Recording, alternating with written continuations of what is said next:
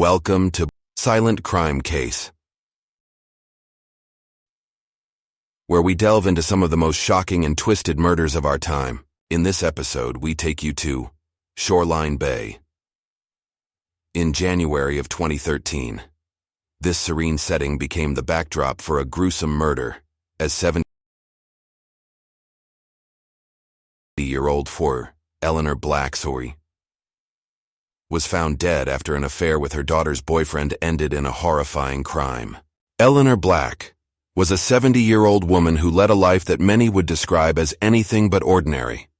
Born in Zambia to British parents, Eleanor grew up surrounded by the wild beauty of Africa. She eventually moved to London, where she became a model during the swinging 60s, a time when the city was the epicenter of fashion and culture.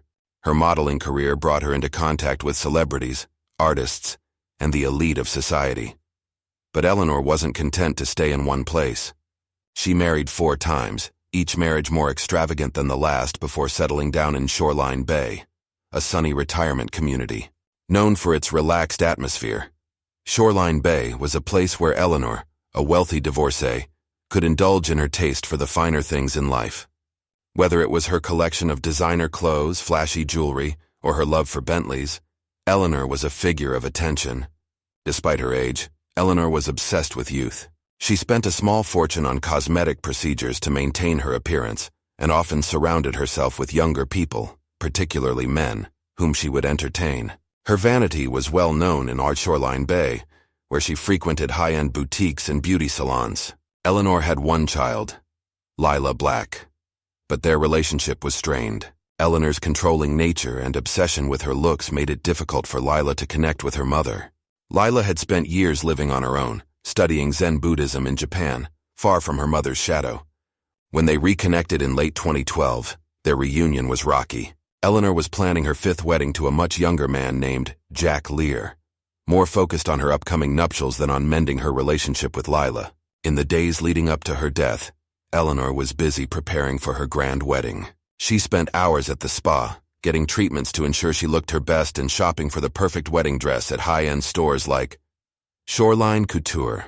But beneath the surface, Eleanor's life was far from perfect. Her obsession with youth and control over those around her had created deep rifts that, unknown to her, would end in her murder. On the morning of January 15, 2013, Shoreline Bay was bathed in the warm glow of the winter sun, a typical day for the quiet retirement community. But inside the upscale home of the Eleanor Black, something was terribly wrong.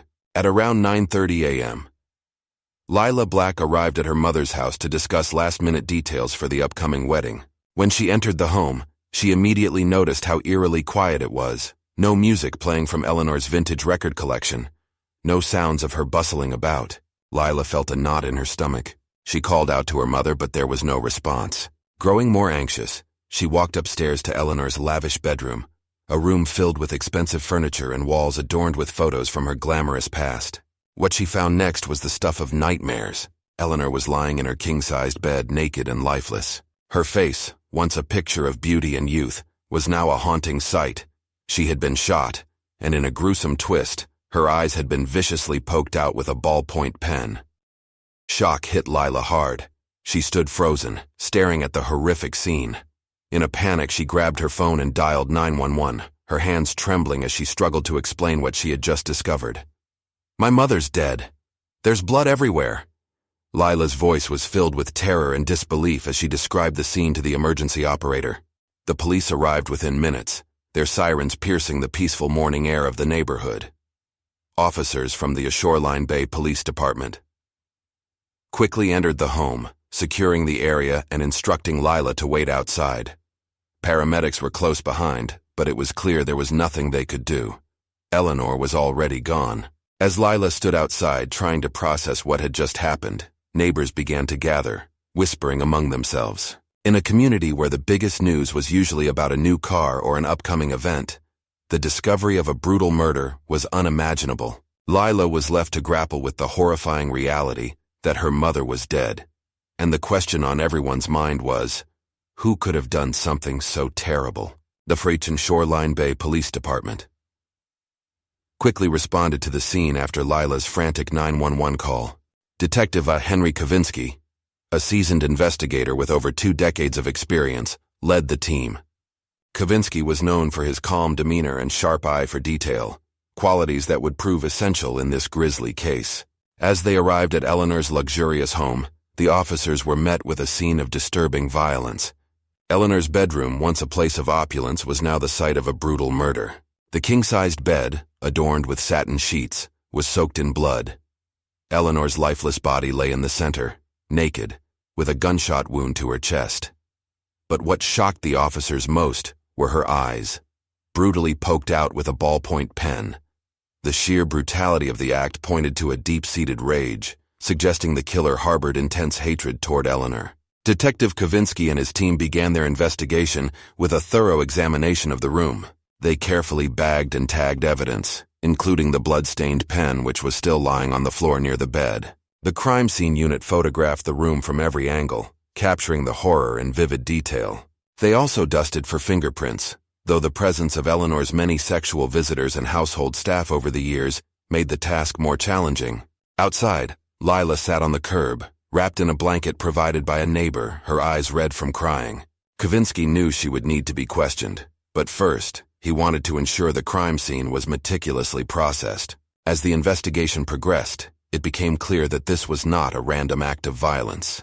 The method of murder and the mutilation of the victim's eyes suggested that the killer was someone who knew Eleanor well, someone with a personal vendetta. Given the brutal nature of the crime, Detective Kavinsky contacted the FBI to bring in a criminal profiler, Dr. Camilla Harper, a renowned psychologist specializing in violent crimes, was called to assist. After reviewing the crime scene and speaking with Kavinsky, Dr. Harper developed a psychological profile of the killer.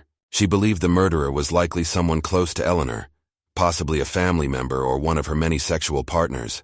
The killer was driven by jealousy, resentment, and an overwhelming need to assert control over Eleanor. The act of gouging out her eyes indicated a desire to erase her gaze, perhaps stemming from feelings of inadequacy or a fear of judgment. With this new insight, the police turned their attention to those closest to Eleanor, determined to uncover the identity of the murderer. The police quickly focused their investigation on Lila Black, Eleanor's estranged daughter.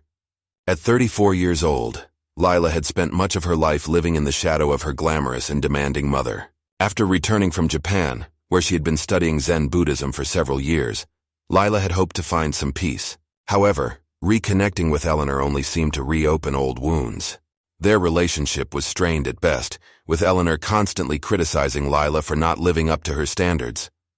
Lila had been struggling financially since her return to the U.S. She lived in a modest apartment in West Shoreline and worked part-time at a local yoga studio, earning just enough to get by. She was known to be quiet and reserved, often keeping to herself.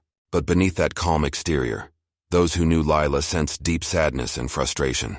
Friends noted that Lila had become increasingly anxious in the months leading up to her mother's death, and she often spoke about feeling trapped and powerless in her life. The police believed that Lila had a strong motive for wanting Eleanor out of her life. Years of emotional abuse and feeling overshadowed by her mother's larger-than-life personality could have driven Lila to the breaking point. Moreover, the discovery that her mother was having an affair with her much younger boyfriend, Jake Delarosa, would have been the ultimate betrayal. The police theorized that Lila might have seen murder as her only way to escape her mother's control and humiliation. Detective Henry Kavinsky brought Lila in for questioning just 2 days after the murder. During the interrogation, Lila appeared nervous but composed. She denied any involvement in her mother's death, stating that she had been at home alone, chanting sutras at the time of the murder. However, her alibi was weak, with no witnesses to confirm her whereabouts. The detectives pressed her on her relationship with Eleanor, particularly her feelings about the affair with Jake, but Lila remained tight-lipped, refusing to engage with their line of questioning. Lila's behavior during the interrogation raised red flags for the investigators. She seemed detached, almost cold, when discussing her mother's death, which they found unusual for someone who had just lost a parent. However, there was no physical evidence directly linking Lila to the crime, and despite their suspicions, the police knew they needed more to build a solid case against her. As the investigation continued, Lila remained a prime suspect, but the lack of concrete evidence meant that the police would have to keep digging. They hoped that further examination of the crime scene and interviews with other people in Eleanor's life would uncover the truth behind this brutal murder. The investigation into the murder of Lila Black. Eleanor Black also led the police to Heiress. Jake Delarosa, an 18-year-old with a complicated life. Jake, an undocumented immigrant from Argentina, had been living in Shoreline Bay for several months by January 2013. He worked odd jobs, including landscaping and dishwashing, earning just enough to get by. Despite his rough circumstances, Jake was known for his charm, particularly with women, and his good looks made him a local heartthrob among the area's many older, wealthy women. Jake's relationship with Lila was complex. 16 years older than him, Lila had taken the vulnerable young Jake in, providing him with a place to stay, some money now and then, and protection from immigration authorities. In return, Jake offered her companionship, though he saw the relationship as more transactional than romantic. Jake's dreams were modest. He wanted to build a stable life in America, perhaps saving enough money to start his own empanada stand by the beach one day. But his immigration status made everything uncertain. Eleanor Black's blatant sexual interest in Jake added another layer of tension. According to those who knew them, Eleanor had developed a fascination with the young man. She had reportedly lavished him with gifts, including Rolex watches and an Armani suit, and had hinted at a future together if he left her daughter for her. For Jake, this was a tempting offer. Eleanor was much wealthier than Lila, and a relationship with her could mean a life he had never imagined, perhaps even that empanada stand. When the police brought Jake in for questioning, they found him nervous and evasive. He avoided direct answers, often shifting the conversation away from his relationship with Lila. However, he did admit to having a sexual relationship with Eleanor, though he claimed it was purely physical, and that he had never had any emotional attachment to her. Jake insisted that he had been with friends on the night of the murder, drinking at a local cantina, but his alibi was weak, with no one able to confirm his whereabouts for the entire evening. The detectives were suspicious of Jake's motives. They knew he had a lot to gain from Eleanor's death, especially if she had promised him a share of her wealth. However, as they pressed him further, Jake remained calm, though clearly uncomfortable. He denied any involvement in Eleanor's murder, repeatedly stating that he had no reason to harm her. The police, however, weren't convinced. They believed Jake might have been desperate enough to commit the crime, hoping to secure a future that had always seemed out of reach. Despite their suspicions, the police couldn't find any physical evidence linking Jake to the murder. There were no fingerprints, no DNA, and no witnesses placing him at the scene. Jake Delarosa remained a person of interest, but without more concrete evidence, the investigators knew they needed to look elsewhere for answers. The investigation also pointed the police toward Richard Lear, Eleanor's 45-year-old fiancé. Richard was a local businessman who had met Eleanor at a charity event in late 2012. Their whirlwind romance quickly led to an engagement, despite their significant age difference. Friends and neighbors in Shoreline Bay described Richard as a man with a charming exterior, but those who knew him better often spoke of his quick temper and financial troubles. Lila Black's trial for the murder of her mother.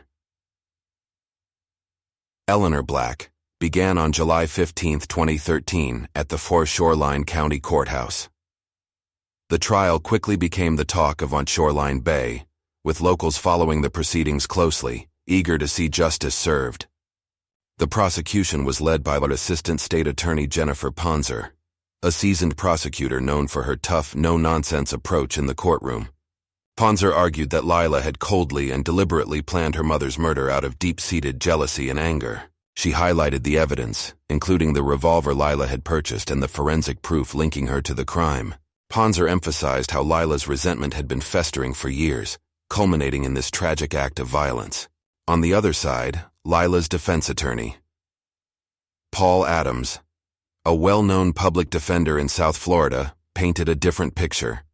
He argued that Lila's mental state had been severely compromised at the time of the murder, driven by years of emotional abuse and manipulation by her mother. Adams suggested that Lila was pushed to the brink, acting in a moment of uncontrollable rage rather than premeditated malice. He called expert witnesses to testify about Lila's history of depression and anxiety, which had worsened after discovering her boyfriend's affair with Eleanor. Throughout the trial, Eleanor's friends and former acquaintances filled the courtroom, watching with a mix of sorrow and disbelief.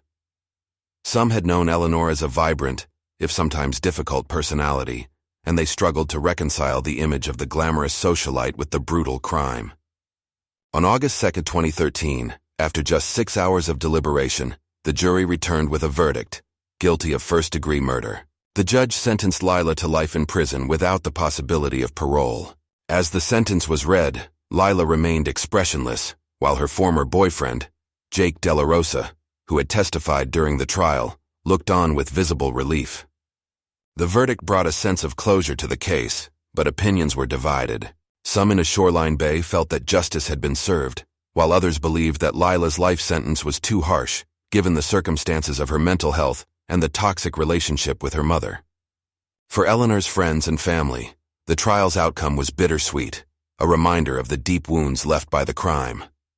After the trial, life in Shoreline Bay slowly returned to normal, but the shadow of Eleanor Black's murder lingered. Lila began serving her life sentence at Lowell Correctional Institution in Ocala, Florida.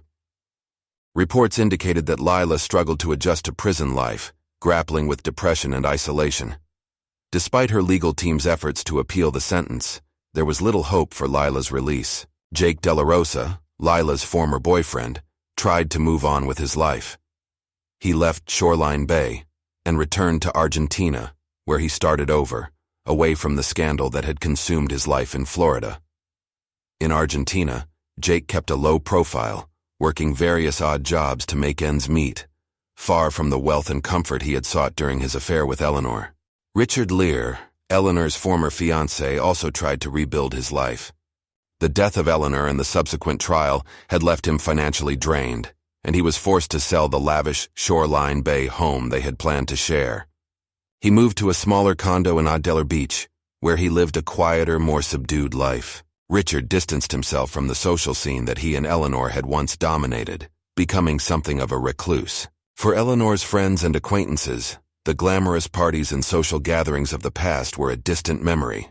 Her death had cast a long shadow over some Shoreline Bays. Elite circles, and many who had once been close to her found themselves reevaluating their own lives and relationships, seeking to avoid the kind of tragic ending that had befallen Eleanor and Lila.